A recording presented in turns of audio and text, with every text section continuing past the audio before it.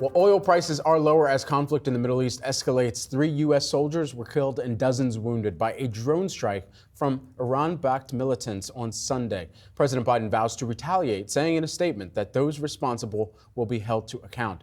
As for Iran, the nation's foreign minister is distancing itself from the attacks, saying that accusations of Iranian involvement are, quote, baseless. With tensions flaring, what can we expect the fallout to be for the U.S.? We've got our very own Rick Newman tracking this story. Rick, what do we know so far?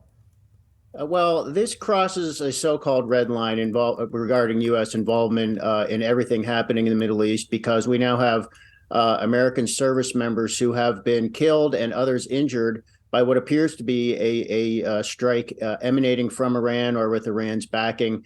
And President Biden very quickly said, he left no doubt about it, he said, we shall respond to this. Now, the whole question is, what is the United States going to do? There's this chorus of some Republicans on Capitol Hill saying President Biden needs to attack Iran directly. I would not necessarily expect that to happen. Biden, for what it's worth, has been pretty measured in the way he has responded to various types of provocations globally. I mean, we've seen a very incremental response to the war in Ukraine, for example, where Biden gradually provided new weapons. So markets actually seem somewhat reassured by this. We did see a little spurt upward in oil prices after news of this first came out, but oil prices have since settled back, which seems to be the market saying we don't necessarily think this is going to escalate in anything that will threaten global oil supplies.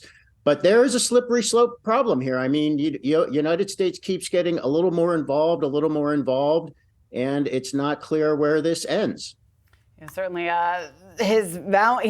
President Biden vowing here to respond. And of course, Rick, like you were just talking about, the question is how exactly that is going to happen. And if it is any sort of escalation, then more broadly speaking, the risk that this could pose here to the global markets. Rick, always great to get your insight. Thanks so much. See you guys.